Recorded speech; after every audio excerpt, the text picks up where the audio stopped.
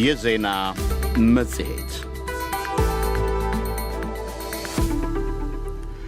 የመውሊድ በዓል አከባበር በአዲስ አበባ የአፍሪቃ ህብረት ልዩ መልእክተኛ አዲስ የዲፕሎማሲ ጥረት በኢትዮጵያ የዘንድሮው የ12ኛ ክፍል መልቀቂያ ብሔራዊ ፈተና ውጤት በሆሮ ጉዱሩ ወለጋ ዞን በደረሰ ጥቃት በብዙ ሺህ የሚቆጠሩ የተፈናቀሉ ሰዎች እርዳታ መጠየቃቸውን የሚያወሱ 4 ርዕሶች አሉት። የዛሬው የዜና መጽሔት ጥንቅራችን በዚሁ ቅደም ተከተል ይሰማሉ።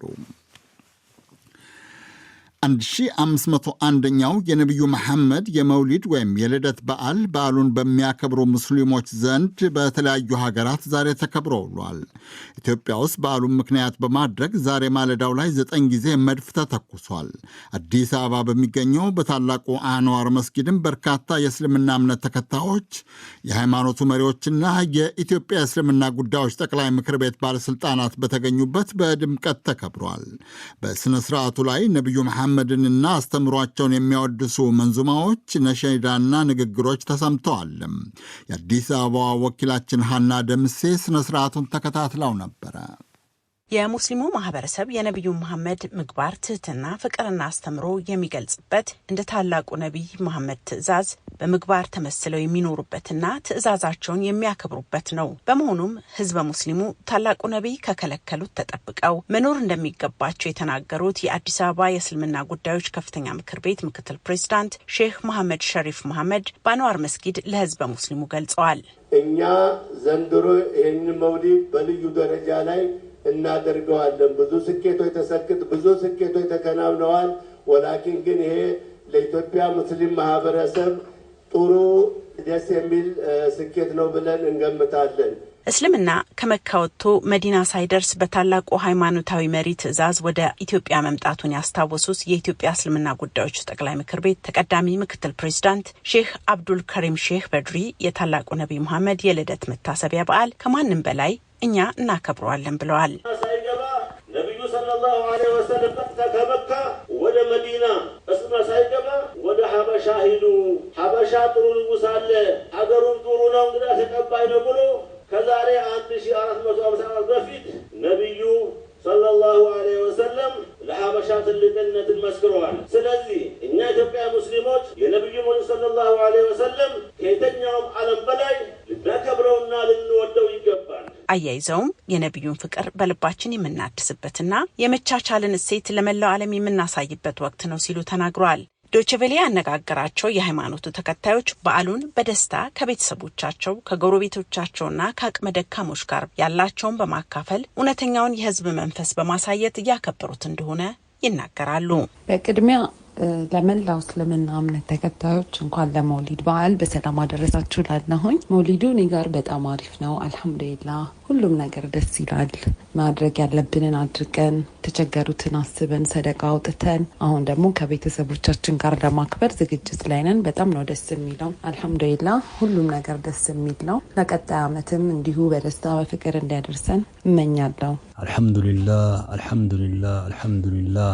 መውሊዱም በተሻለን አቅም ጠዋት መስጊድ በመገኘት በመሰባሰብ አላህን በማውሳት እሳቸውን በማወደስ እንደዚሁም የተራበን በማብላት የተጠማን በመጠጣት የተቸገረን በመርዳት የተጣላን ማስታረቅ በአንድነት በመዋደድ አንድ አላህ ሱብሓነሁ ወተዓላ የሚፈልገው መንገድ በመከተል ወንጀል ባለመስራት መውሊዱን በዓሉን በጥሩ መንገድ እያሳለፍነው ነው። አላህ የተሻለ ያድርግልን፣ አላህ ይቀበለን። የቀረቡትን አስተምሮቶች መሰረት በማድረግ የተቸገሩትን በመርዳት የወደቁትን በማንሳት ወላጅ የሌላቸውን ህጻናት በመደገፍና ወንድማማችነትን በማጠናከር የሚከበር ታላቅ በዓል እንደሆነ የሚነገረው የመውሊድ በዓል በአዲስ አበባ በታላቁ አንዋር መስጊድ የተሰባሰበው ህዝበ ሙስሊሞች የነቢዩን ታሪክ የሚያወሱ መንዙማዎችን፣ ሶላቶችንና ነሽዳዎችን አድርሰዋል። አስቀድሞ ዛሬ ማለዳ የመውሊድ በዓልን ምክንያት በማድረግ ከንጋቱ 12 ሰዓት ላይ 9 ጊዜ መድፍ በመተኮስ የተጀመረው የ1501ኛው የመውሊድ በዓል ለመላው የእስልምና ሃይማኖት ተከታዮች በሙሉ የሰላም የፍቅርና የጤና እንዲሆን እንመኛለን። ለዶይቼ ቬለ ራዲዮ ሀና ደምሴ አዲስ አበባ። የአፍሪቃ ህብረት የአፍሪቃ ቀንድ ልዩ መልእክተኛ ኦሉሴጉን ኦባሳንጆ ትናንት በመቀሌ ከተማ አስቀድሞ ቀጠሮ ያልተያዘለት ድንገተኛ ጉብኝት ማድረጋቸውን የትግራይ ክልል ባለሥልጣናት አስታውቀዋል። ኦባሳንጆ ለትግራይ ክልል ባለሥልጣናት ከፌዴራል መንግሥት ጋር የሰላም ስምምነት ያስፈልጋል የሚል ሐሳብ ማንሳታቸውና ከዶክተር ደብረጽዮን ገብረ ሚካኤል ጋር መነጋገራቸው ተጠቅሷል።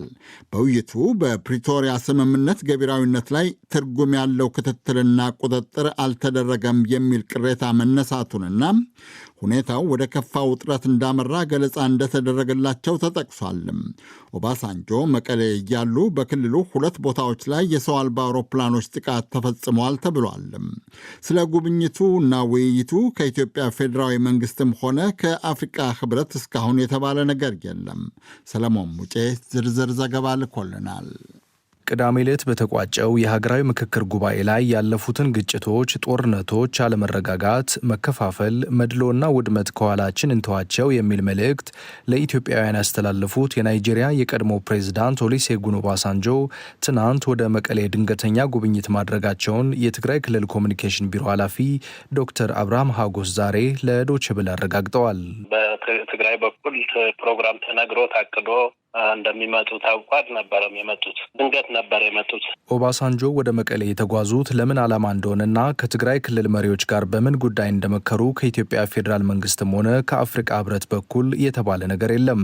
የትግራይ ክልል ኮሚኒኬሽን ቢሮ ኃላፊ ግን የአፍሪካ ህብረት ከፍተኛ መልእክተኛ ከልዑካቸው ጋር መቀሌ የተጓዙበት ምክንያት ምን እንደሆነ ለትግራይ ክልል መሪዎች የገለጹትን ነግረውናል። ሰላም መውረድ መቻል አለበት፣ መነጋገር መቻል አለባቸው የሚል ሀሳብ ነው ያላቸው። ቅድመ ሁኔታ አስቀምጠን ነበር። ባለፈው ከዚህ እንደሄዱ ምንድን ነው የሰሩት የሚለው ነገር መጣ። ሲታይ ያው ምንም ፋይዳ ያለው ነገር እስካሁን አልተሰራም። ስለዚህ እንደዚህ አይነቱ አካሄድ ለማንም የሚጠቅም አይሆንም ማለት ነው። በቀጣይ ዘላቂ ሰላም ሊያመጣ ስለማይችል ሰላማዊ ድርድር ያስፈልጋል ከተባለ ቀጣይ የሆነ ክትትል፣ ንግግር፣ መወያየት የሚያስፈልገው ነው። ሁኔታውን ሲሪየስሊ ይዞ ለውጤት ለማብቃት ያግዛል የሚል ሀሳብ ነው የተሰጣቸው። የትግራይ ክልል ኮሚኒኬሽን ቢሮ ኃላፊ ዶክተር አብርሃም ሀጎስ ከፌዴራል መንግስት ጋር ውይይት ይደረግ ከተባለ አለ ያሉት የኢኮኖሚ ማዕቀብና እገዳ፣ ወታደራዊ ከበባና ውጥረት፣ የትግራይ ክልልን ግዛትና ተፈናቃዮችን ወደ ቀደመ ይዞታቸው መመለስና የህወሀትን ፖለቲካዊና ህጋዊ ማንነት መመለስ የሚሉ 5 ቅድመ ሁኔታዎችን እንዲያስፈጽሙ በድጋሚ ተነግሯቸዋል ብለዋል። የኢኮኖሚ ከበባው መነሳት መቻል አለበት። ሁለተኛው ወታደራዊ ከበባውና ጥቃቱ መቆም አለበት። ቴንሽኑም ትንሽ መርገብ መቻል አለበት። የተፈናቀሉ ዜጎች ደህንነታቸው በጠበቀ መልኩ ወደ ቀያቸው እንዲመለሱ መደረግ መቻል አለበት። በአምስተኛ ደረጃ የህወሀት ፖለቲካዊና ህጋዊ እውቅና ወደ ቦታው መመለስ አለበት የሚል እንደ ቅድመ ሁኔታ የተቀመጠ ነው። አሁን የመጣ ሳይሆን ይሄ የቆየ ቅድመ ሁኔታ ስለሆነ ከዚህ አንጻር ያው መስራት ያለባቸውን ስራ እንዲሰሩ ነው ሀሳብ የተሰጠው። የህብረቱ የአፍሪካ ቀንድ ከፍተኛ መልእክተኛ የሆኑት እኒሁ ሰው ከፌዴራሉ መንግስት ጋር ተወያይተው በሚቀጥሉት 2 ሳምንታት ውስጥ ምላሽ ይዘው እንደሚሄዱ ገልጸዋልም ተብሏል። ምንም እንኳን ከገለልተኛ አካል ማረጋገጥ ባንችልም የቢሮ ኃላፊው ኦባሳንጆ መቀሌ ላይ በነበሩበት ወቅት ጭምር በክልሉ የተለያዩ ቦታዎች የድሮን ጥቃት ይፈጸም ነበር። እሳቸው እዚህ በነበሩበት ሰዓት ራሱ 2 ቦታ ላይ የድሮን ጥቃት ተፈጽሟል። አንዱ በራያ አዘቦ ገነቴ በሚባል ጣቢያ፣ ሌላኛው ደግሞ በሰሜን ምዕራብ ዞን ሽሬ አካባቢ እንዳባጉና በሚባል አካባቢ የድሮን ጥቃት ተፈጽሟል። ዛሬ ሌሊትም ወደ 7 ሰዓት ተኩል አካባቢ በኢትዮጵያ አቆጣጠር አጽቢ በሚባል ቦታ የድሮን ጥቃት ተፈጽሟል። ስለዚህ ሰላም ተብሎ ሽማግሌዎች ይላካሉ፣ ግን የድሮን ጥቃትም ይሁን ሌሎች ጥቃቶች እየተፈጸሙ ያሉበት ሁኔታ አለ። በትግራይ ክልልና በኢትዮጵያ መንግስት መካከል ኬንያ ውስጥ የሰላም ድርድር መጀመሩን የሚገልጹ ዘገባዎች መኖራቸውን ጠቅሰን ባለፈው ሳምንት የጠየቅናቸው የቢሮ ኃላፊው ሐሰት ነው ማለታቸው ይታወሳል። የትናንቱን የኦባሳንጆን ጉብኝት ተከትሎ ክልሉ ትርጉም ያለው ታማኝ፣ ግልጽና ተጨባጭ የጊዜ ገደብ ጭምር የተቀመጠለት በዓለም አቀፍ አጋሮች የሚደገፍ የሰላም ውይይት ለማድረግ በማንኛውም ጊዜና ሁኔታ ዝግጁ ስለመሆኑ ተገልጿል። የናይጄሪያ የቀድሞ ፕሬዝዳንት ኦሉሴጉን ኦባሳንጆ በ2022 እንደ አውሮፓውያን አቆጣጠር በኢትዮጵያ ፌዴራል መንግስትና በህወሀት መካከል የተደረገውን የፕሪቶሪያ ግጭት የማቆም ድርድር በመምራት ለስምምነቱ ጉልህ ሚና መወጣታቸው ተደጋግሞ ተነግሯል። ይህንን ስምምነት ሙሉ በሙሉ በመጣስ ግን ሁለቱ የስምምነቱ ፈራሚዎች እርስ በርስ መወነጃጀል ከጀመሩ ቆይተዋል። ለዲ.ደብልዩ ሰለሞን ሙጬ ከአዲስ አበባ።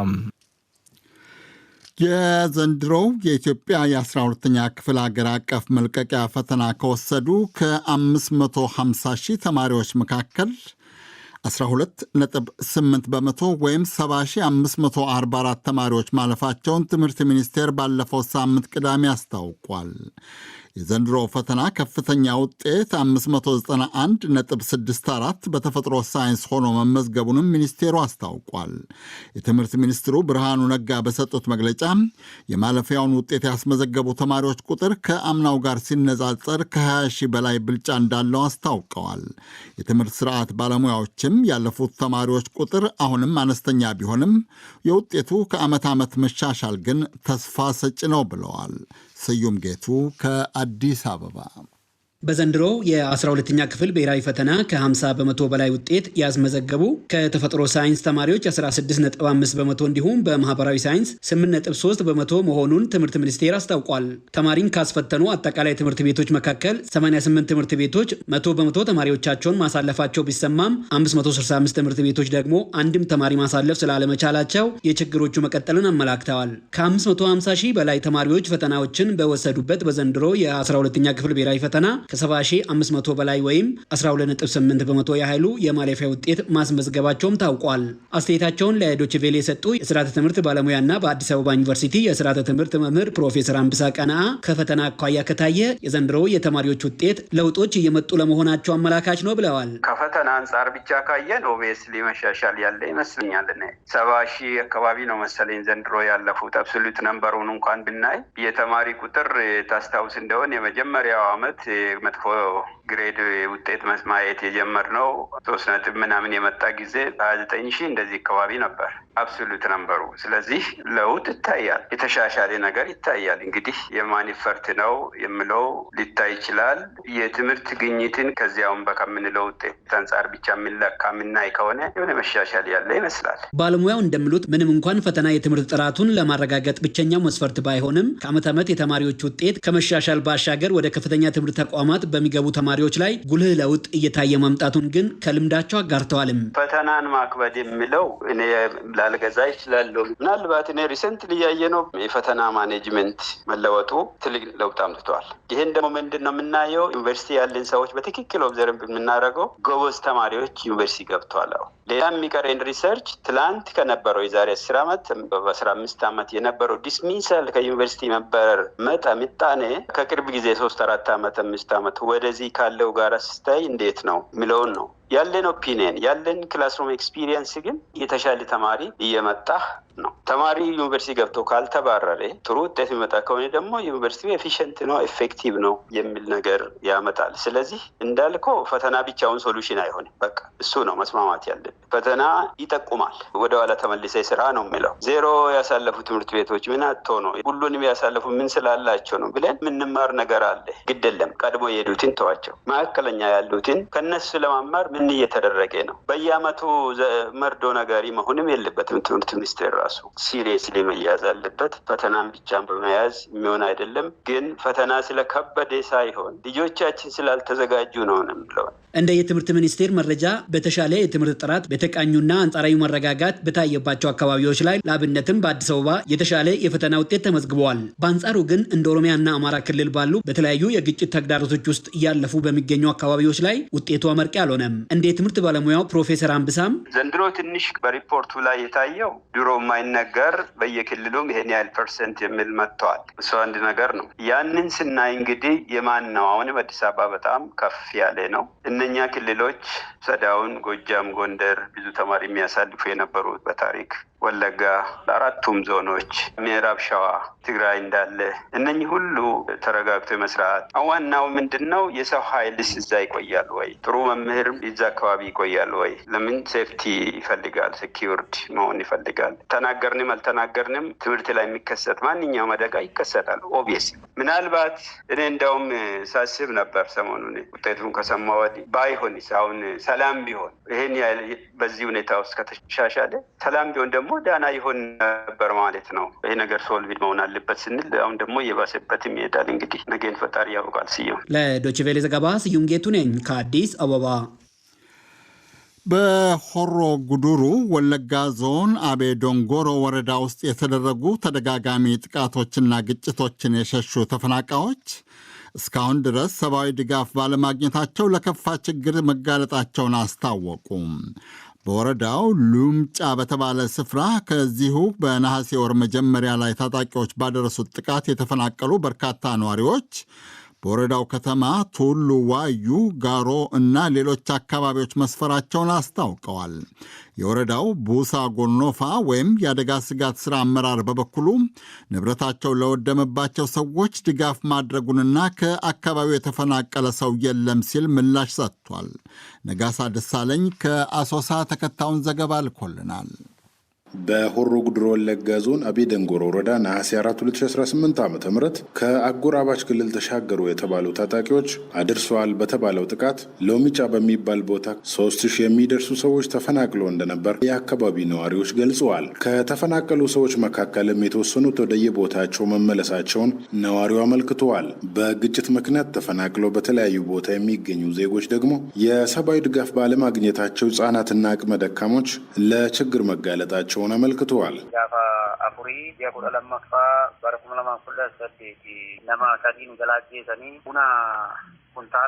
ነሐሴ 4 2018 ዓ.ም ታጣቂዎቹ ወደ 58 የሚደርሱ ቤቶችን አቃጥለዋል። 88 የሚደርሱ ከብቶችን ደግሞ ዘርፈዋል። 3 ሰዎች ገድለዋል። የቤት ቁሳቁሶችን እንዲሁም ቡና 50 ኩንታል የሚሆን በመኪና ነው ጭኖ የወሰዱት። ተበትኖ ካለው ህዝብ መካከል 52 የሚደርሱት ህጻናት ናቸው። ሰብአዊ ድጋፍ አላገኘንም። ሌሎቹ ቱሉ ዋዩ፣ ሌሎች ደግሞ ጋራሮ የተባለ ቦታ ነው በየማሳው ተበትኖ ያሉት።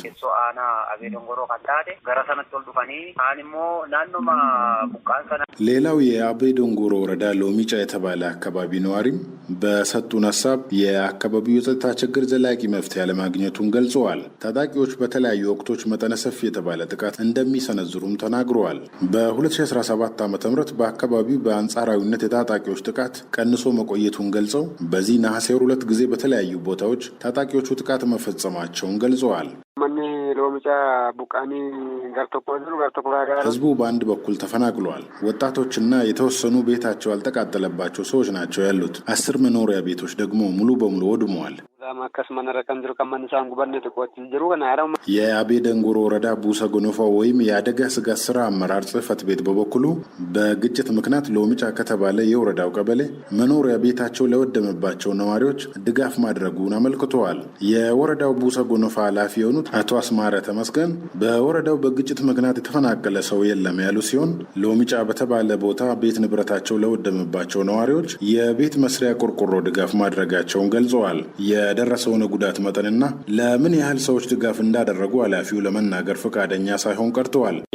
rakkoon nageenya xiqqoo isaan mudatee ture garuu buqqaanii edda biraan deemne isaan ganduma isaanii jiru. Deeggarsa warra mana barbaaduuf በቅርቡ ድጋፍ አድርገናል። ትንሽ የጸጥታ ችግር አጋጥሟቸው ነበር። ነገር ግን ሌላ ቦታ አልሄዱም፣ እዛው ነው ያሉት። ድጋፍ ቤት ለሚፈልጉ ቆርቆሮ ቀርቦላቸው ቤት እየሰሩ ነው። ሰብአዊ ድጋፍም እስከ ወረዳ ሰጥተናቸዋል። ተጨማሪ ድጋፍም እየጠየቅን ነው ያለ ነው። የወረዳው ቡሳ ጎኖፋ ኃላፊ በአካባቢው ቤት ንብረታቸው የወደመባቸው ነዋሪዎችና የደረሰውን የጉዳት መጠን በስልክ መረጃ እንደማይሰጡ ጠቁመዋል። በወረዳው ሆማ ጋለሳ በተባለ ቦታ ባለፈው ዓመት በተመሳሳይ የታጣቂዎች ጥቃት መድረሱንና በሺዎች የሚቆጠሩ ዜጎች ተፈናቅለው ቆይተዋል። የአካባቢው መስተዳድር በታጣቂዎች ላይ እርምጃ እየወሰደ እንደሚገኝ በተለያዩ ወቅቶች ቢገልጽም ተመሳሳይ ታጣቂዎች ጥቃት በሰላማዊ ሰዎች ላይ እየደረሰ እንደሚገኝ ተዘግበዋል። ለዲደብሊው ዘገባ ነጋሳ ደሳለኝ ከአሶሳ።